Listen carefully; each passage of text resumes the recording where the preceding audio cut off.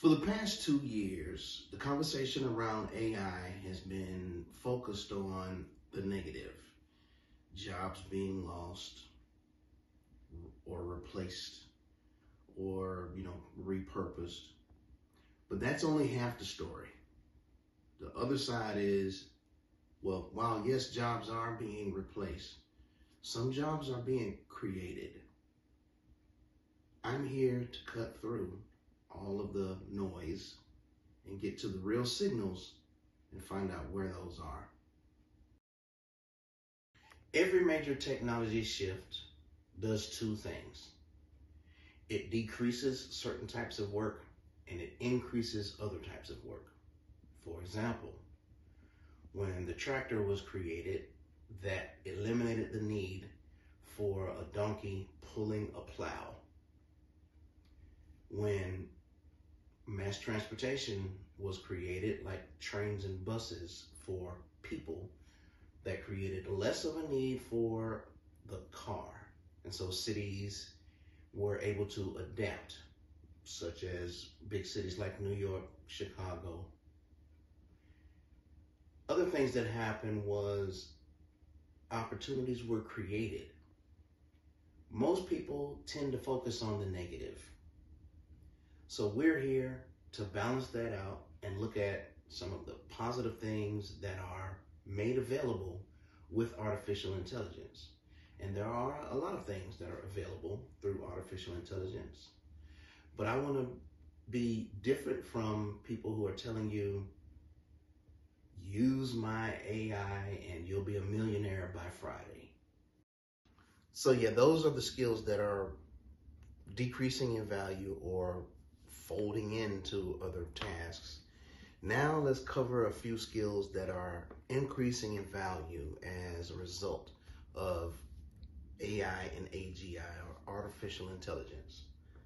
So those are the ability to make impact judgment calls. So if you're faced with a situation in your organization and it requires judgment, that's something that AI won't be able to replace. So that's one thing that you sharpen your skills in the area of, say, project management, or just, being able to make decisions quickly. That's something that's going to be very valuable for you. Another skill is systems thinking.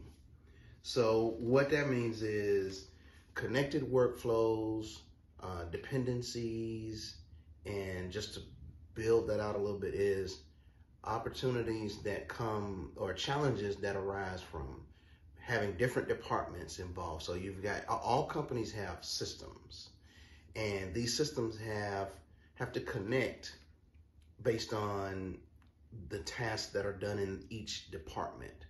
And so sometimes those systems may get, say, confused or unable to translate rules that apply in one department may not apply to the other department. That will require a human to be able to dynamically think through what's going on and be able to make those changes based on,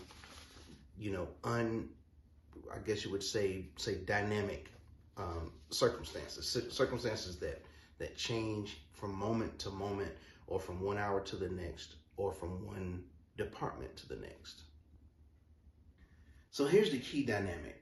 As AI begins to handle more of the mechanical work, the remaining work becomes strategic, decision-making, things that basically you need a human to do. So that means fewer people are needed to perform the routine tasks, and the more complex tasks become more valuable, and companies will pay for that. So let's see. Being more valuable are examples like being able to think across systems, such as departments, make decisions, such as spur of the moment decisions, maybe handle a customer complaint, or maybe saying logistics. If a truck has an accident, you got to be able to roll out a new truck to that area. You got to handle loading and unloading. You got to handle police reports. Right now, AI is not able to act in such a dynamic form. So there's a widening gap that's being created, but not between people who use AI and people who don't use AI. It's between people who think strategically and people who are able to think dynamically, professionals who are able to make a decision in a dynamic manner. And I keep saying dynamic, but I really do mean AI is just not able to make spur of the moment dynamic decisions like that. And those skills are becoming more valuable right now and over the next several years. So basically, if you're going to take anything from this episode, it should be, don't try to compete with AI. Don't try to catch up with skills that AI already knows how to do. And start to develop your skills in decision making, keeping calm under pressure, improve your communication, and focus on skills that require ownership of the problem. Basically, so that's where the leverage is going. And is again, don't try to outwork AI. Just develop skills that AI cannot reproduce yet. And there are a lot of them. And I think that's the main takeaway, is that there's a lot of skills that you can develop that don't require AI, or that AI just can't do. The truth is, artificial intelligence is changing the economics of skilled labor. Some skills are being commoditized, and some skills are increasing in value.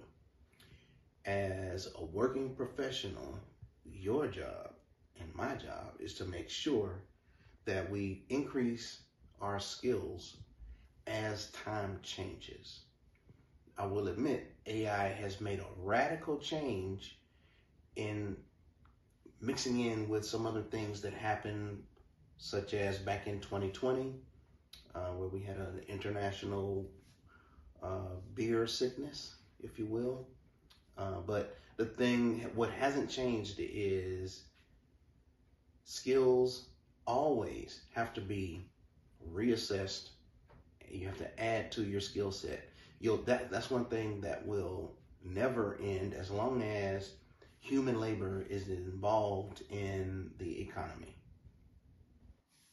So in this video, I want to highlight the differences between what's being lost and what's being added.